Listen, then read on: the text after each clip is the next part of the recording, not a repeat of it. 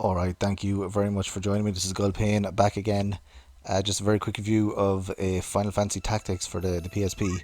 So I like Final Fantasy. I love Final Fantasy VII and Final Fantasy VIII, Final Fantasy X, pretty much those ones. And then I kind of fell out of love with Final Fantasy in general. But I kind of skipped the ones on the PSP.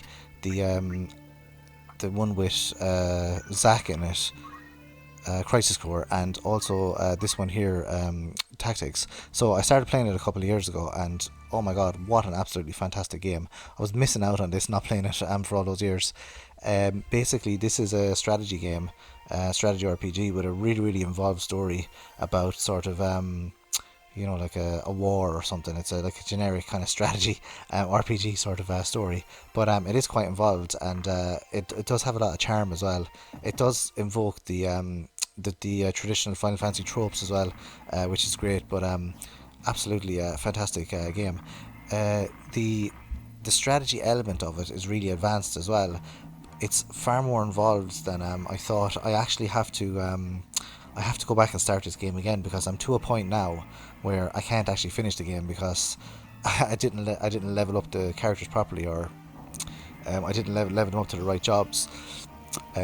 So that's my fault. So I need to do that again. But I think that's maybe perhaps the way they meant to.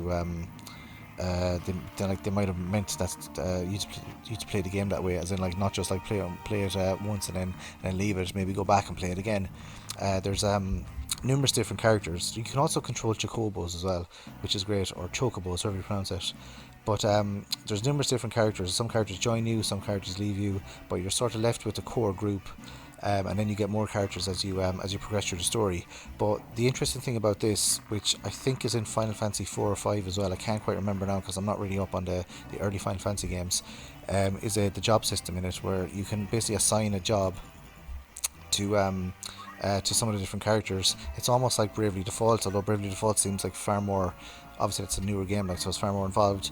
But the job system is very advanced in this one. So you set the character to a job, and then they level up according to that job, and they get different abilities and all that. So I think where I went wrong in playing this was I didn't level up the correct jobs, or I leveled up too many attacking jobs and not enough healing ones, or I didn't level up the white mages or something like that. Anyway, I was just, I didn't follow. I normally don't follow guides with games anyway. I just sort of go and make a mistake, and then if I make a mistake, then that's fine. I'll just start again, or I'll keep going, try and rectify it.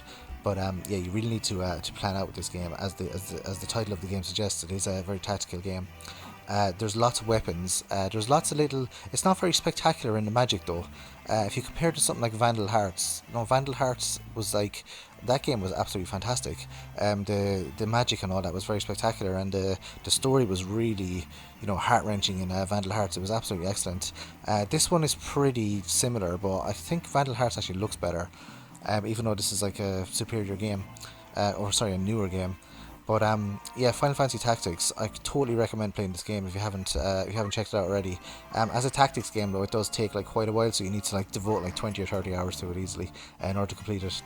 So that's Final Fantasy Tactics. Let me know if you've played Final Fantasy Tactics in the comment section below, or if you like these sort of strategy games. Thanks very much for watching. Appreciate you watching to the end. I'll see you next time.